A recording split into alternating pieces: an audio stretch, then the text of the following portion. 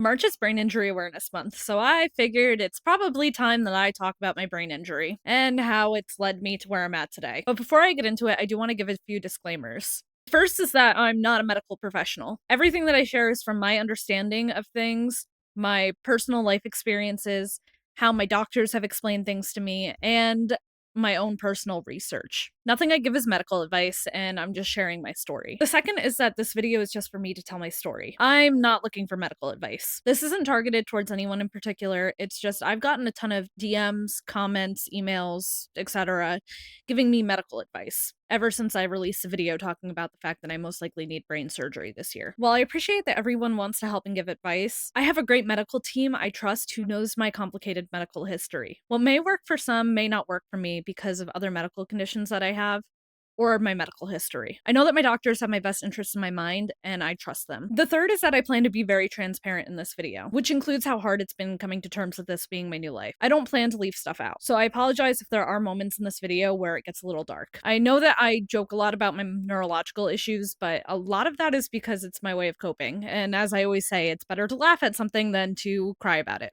There are also maybe some immersion breaks with pictures. I haven't decided yet, and I will probably decide when I'm editing, so I'm just saying that now. And finally, I am currently sick right now, so if my voice gets a little wonky, I apologize in advance. I have ADHD, so I know if I don't make this video right now, I'm not going to make it, so I'm going full speed ahead. I guess with that all being out of the way, let's get to the video. This may be shocking to some, but there was a time in my life when I actually had my life a little bit together. A little over 5 years ago, I was working full time as a preschool teacher, or well, more like a preschool teacher because I was teaching 2.5 to 3-year-olds. I was at a point in my life where I finally felt like I was getting back on my feet after flunking out of college in 2019, which led to me getting diagnosed with ADHD as an adult. I was medicated for my ADHD, I had a schedule that I followed every day, and I lived as normal of a life as I could at that time. But in January of 2021, I got super sick. I was stuck home for weeks. I had to go through 2 rounds of antibiotics and steroids, and I was unable to really do much except for sleep and play cozy games like Minecraft and Animal Crossing. When I was cleared to go back to work, it was clear to me that something just was not right.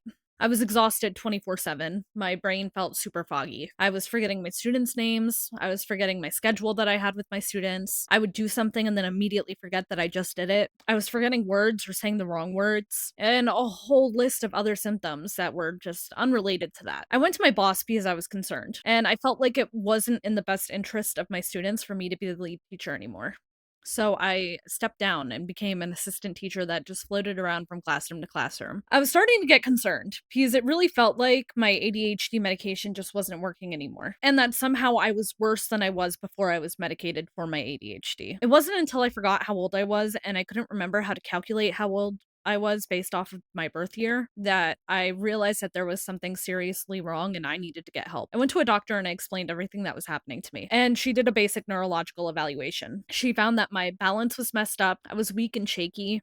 I couldn't remember the words that she told me to, so she gave me several referrals. One for a neuropsych evaluation, one for physical therapy to fix my balance and my strength, and one to see an ENT to evaluate why I was having problems hearing in one of my ears. My memory is a bit blurry when it comes down to the exact order that I did things because this was a long time ago, but I'll start with ENT. Basically, she had me get my hearing checked, and they found that I did have hearing loss in one of my ears. And she sent me to get my first brain MRI to make sure that I didn't have like a tumor or something in my brain. When that came back normal, I was diagnosed with sensory neural hearing loss. Fortunately, that eventually resolved itself. But still to this day, I randomly get this weird sensation in my ear where it's almost like what it sounds like when a bomb goes off in a movie. All the sounds get really muffled in that ear, and I get a really high-pitched ringing sound. And then it goes back to normal. It's really strange, but I just ignore it. There is a reason I bring this up. I'll get to that later. Then came time for the neuropsych evaluation. For those that don't know what a neuropsych evaluation is, it's a super long test where you sit in a room with a doctor and they are testing your cognitive and emotional functioning. Essentially, they do a bunch of tests and then they compare your results to people of a similar age and demographic as you are to see where you land in different parts of functioning. I remember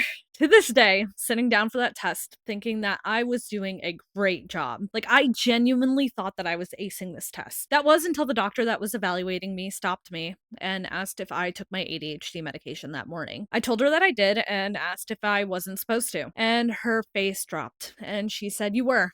and I saw her write stuff down. It was in that moment that I realized that I was, in fact, not acing the test. I was doing so bad that the doctor thought that I did not take my ADHD medication that morning.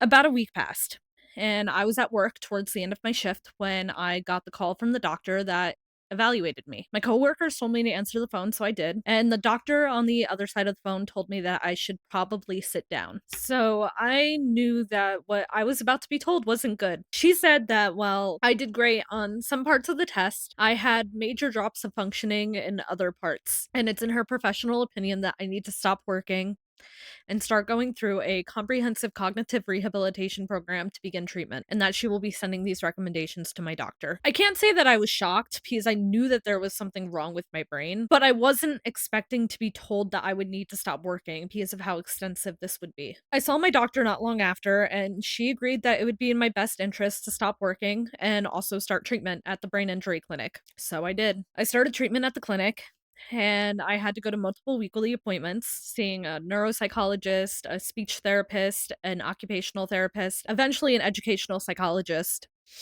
and also had to continue physical therapy. When I wasn't going to doctor's visits, I was so exhausted that I spent all my free time sleeping. But it didn't fully hit me how bad things were until I was at one of my weekly appointments, and my doctor told me that I have what's called a non-traumatic brain injury, and that it's comparable to somebody who's been in a serious accident, and that they are going to be treating it like one. Throughout my time in cognitive rehab, we continued to uncover more and more problems that we didn't know were there. Like, my occupational therapist found that I have a problem called convergence insufficiency, which is a disorder in which your eyes do not work together when looking at objects up close, causing double vision. So I had to start vision therapy too. By the summer, I started to have an uptick in mostly neurological symptoms, with some new symptoms popping up. Now, from the start, I had neurological symptoms, but they weren't much of a concern at the time.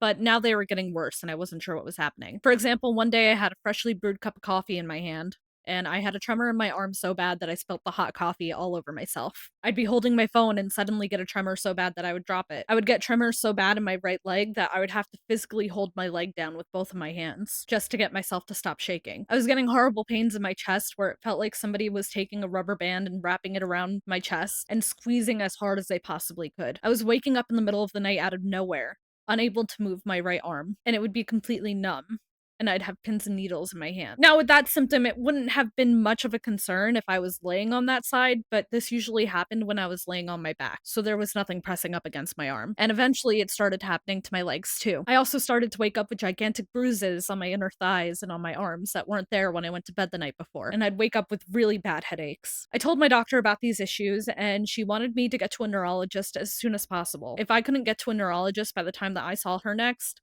she was going to send me to get a spinal tap and a bunch of other tests done to see what was happening. I fortunately was able to get in with the neurologist, and after explaining everything that was happening to me, he said that it sounded like I had epilepsy and that I was having seizures, which I thought was crazy because I had no idea that there are different types of epilepsy. The only knowledge that I had on epilepsy at the time was, the stereotypical like seizure that everybody thinks of when they think of epilepsy, that you lose consciousness, that you're shaking on the floor, and that it can, occur because of flashing lights. But I'm not a doctor, and this doctor happened to be a specialist in epilepsy.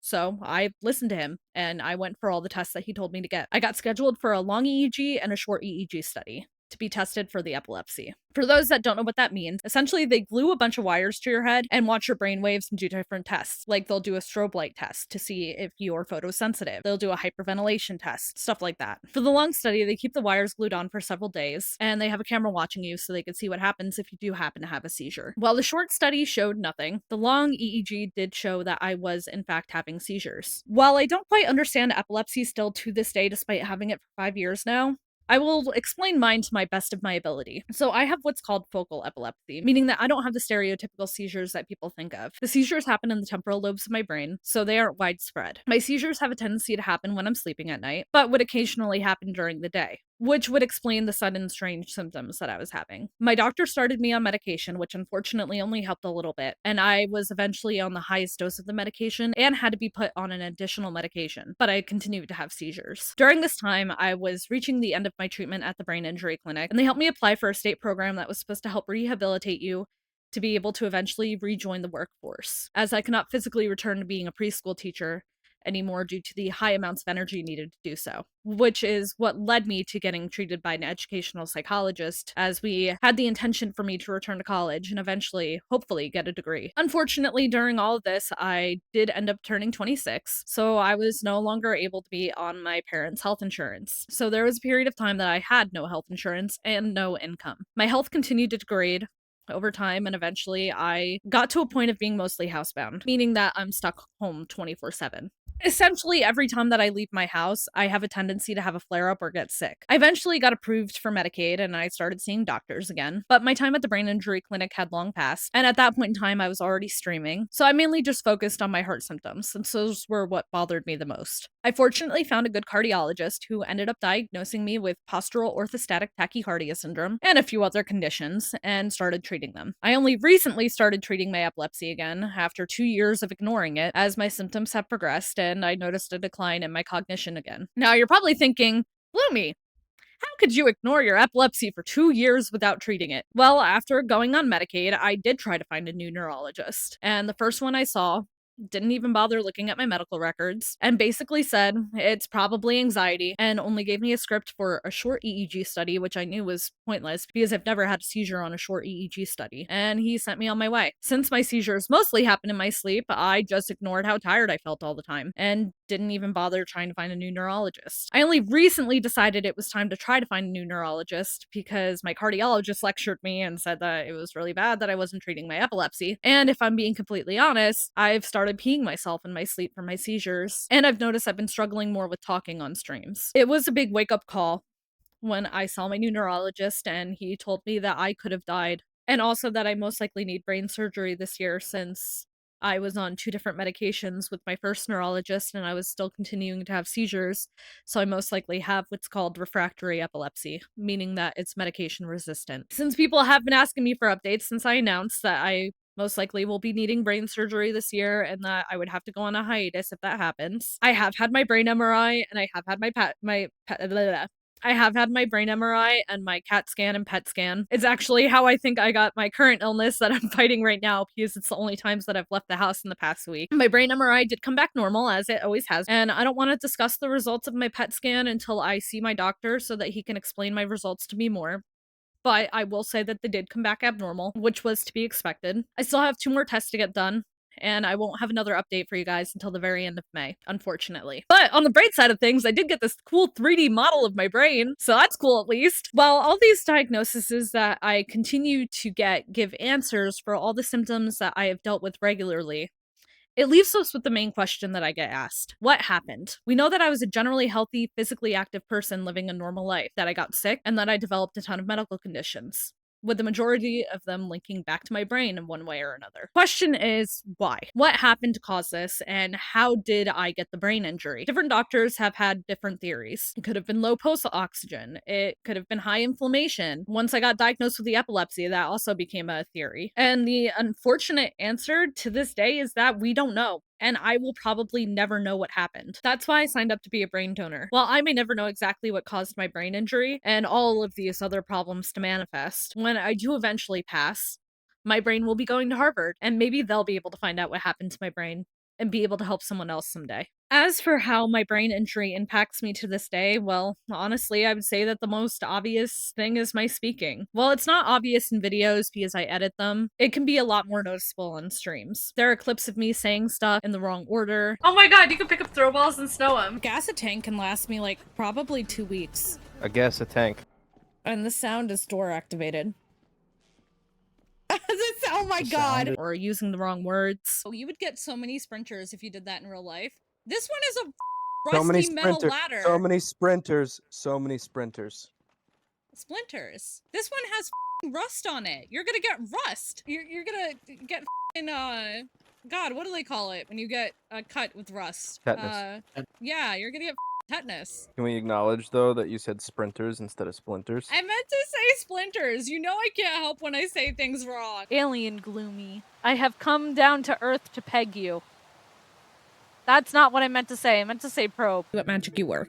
Thanks a ton, Ava and Tom. I mean, Tom. Where the fuck did I get Tom from? I forget if I acknowledged something already, and I tend to really struggle with reading out loud. As for outside of streaming, I would say that it feels like you took my ADHD and turned the dial up significantly. I zone out a lot. I joke that my brain's running on Internet Explorer because of how slow my processing speeds can be. Sometimes I feel like people talk to me and I don't process a single thing that they say. I need to write stuff down pretty much immediately after being told, otherwise I will forget. I think the most annoying thing though that I've been told is that I don't seem brain injured. Brain injuries are a spectrum, and the symptoms can be vastly different amongst different people. I spent so much time going through rehabilitation, and sometimes I really think that I need to go back because I find myself struggling again over stuff that was dealt with years ago. But despite that, I keep my head up and I just keep trying because healing is not linear and there will be drawbacks over time. I may joke about my brain injury a lot, but honestly, a lot of it's just to kind of cope with it. Because I feel that it's better to laugh about the silly things that I'm doing or saying than it is to hyper focus on the fact that